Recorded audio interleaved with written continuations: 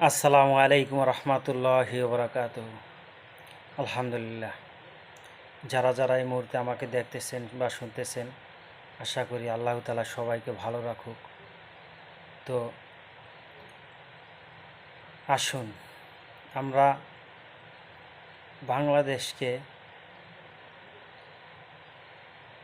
সামনে কিভাবে সুন্দরভাবে আগায় নেওয়া যায়।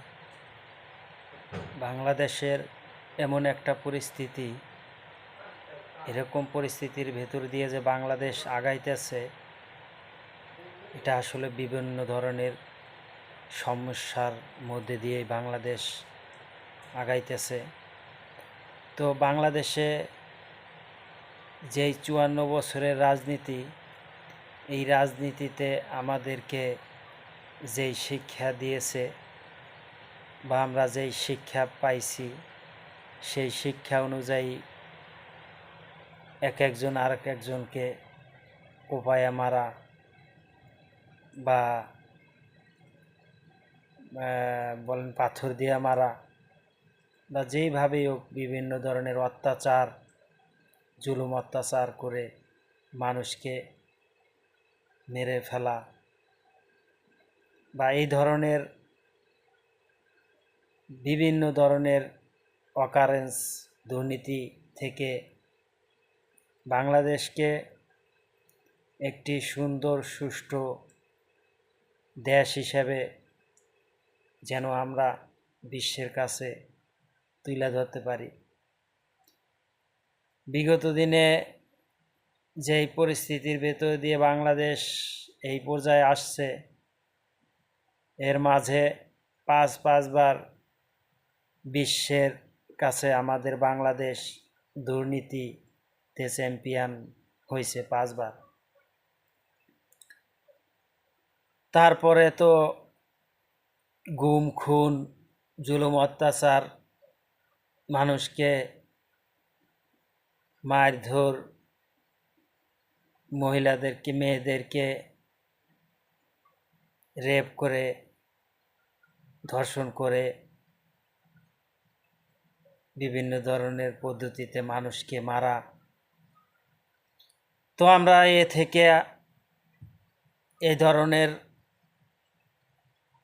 অস্থিরতার মাঝ দিয়ে আমরা কি ভালো কিছু আশা করতে পারি না। তো আসুন, আমি আহ্বান করব,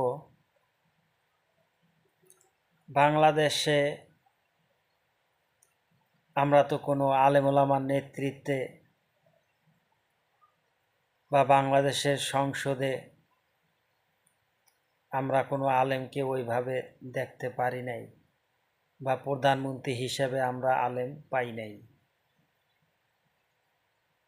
তো আমরা কোরআন অনুযায়ী যদি দেশ পরিচালনা করি বা দেশ সাজাই, তাহলে আমাদেরকে কোরআন যারা রিসার্চ করে, কোরআন যারা বিশ্লেষণ ব্যাখ্যা করে বা কোরআনের প্রত্যেকটা আয়াতের অর্থ বা মানুষকে কিভাবে সামনে সুন্দর সুশৃঙ্খলভাবে পরিচালনা করা যায়, সেজন্য তো আল্লাহ তাআলা আমাদেরকে কোরআন নামক যেই কিতাব আমাদেরকে আল্লাহ তাআলা দান করছে। অবশ্যই এই কোরআনের ভিতরে মানুষ কিভাবে চলবে, কিভাবে বসবাস করবে, কিভাবে তার সারা জিন্দেগিটা পার করবে, এমনকি এই দুনিয়াতে চলাফেরার পরও, জীবনযাপন করার পরও যে মানুষ মৃত্যুর পরে কিভাবে সুখে শান্তিতে জান্নাতে যাবে বা জান্নাত পাবে, সেটাই কোরআনে আছে। বা কোরআন অনুযায়ী চললে দুনিয়াতেও শান্তি, আখেরাতেও শান্তি বা মুক্তি বা কামিয়াবি যাই বলেন, আমরা সেটা হাসিল করতে পারব। তো আমরা পৃথিবীতে আল্লাহ তাআলা আমাদেরকে পাঠাইছে তার গোলামি করার জন্য, তার ইবাদত করার জন্য।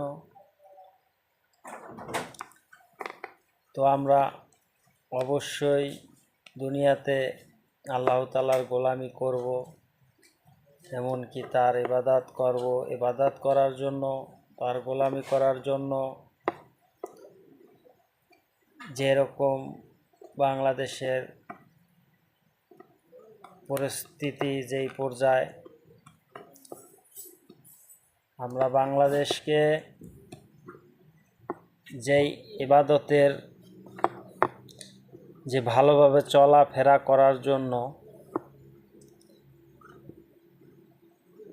সমস্ত কিছুই একটা কিছু করার জন্য তো একটা প্রস্তুতি নিতে হয়, এমনকি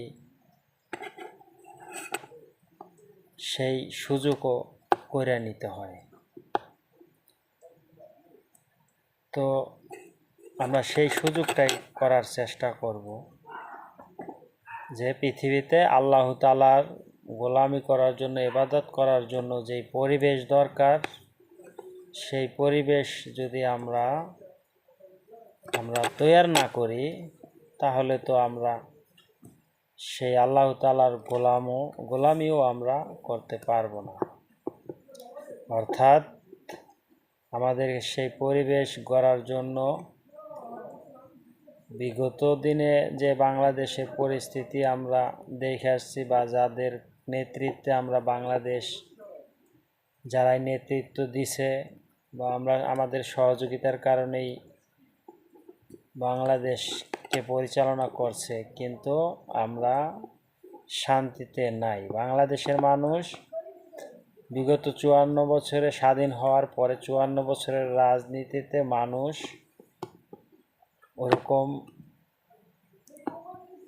আল্লাহ তাআলার ইবাদত গোলামি করার যে পরিবেশ, সেই পরিবেশ পায় নাই, যার কারণে আমরা দুর্নীতির সাথে লিপ্ত হয়ে যাইতেছি বা হইছি। তো আসুন আমরা আগামী সংসদ নির্বাচনে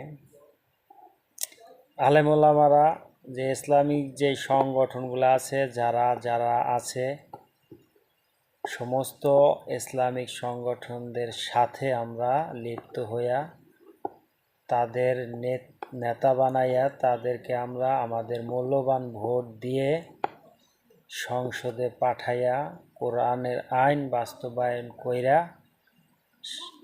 সেই পরিবেশ আমরা সৃষ্টি করি আল্লাহ তাআলার গোলামি করার জন্য, ইবাদত করার জন্য। আল্লাহ তাআলার গোলামি ও ইবাদত করলে আমরা দুনিয়াতেও শান্তি পাব, আখেরাতেও মুক্তি পাব। আমাদের মূল লক্ষ্য হলো আল্লাহ তাআলার হুকুম আহকাম পালন করা। তো সবাই সবার জন্য দোয়া করবেন, সবাই ভালো থাকবেন। আসসালামু আলাইকুম ওয়া রাহমাতুল্লাহ।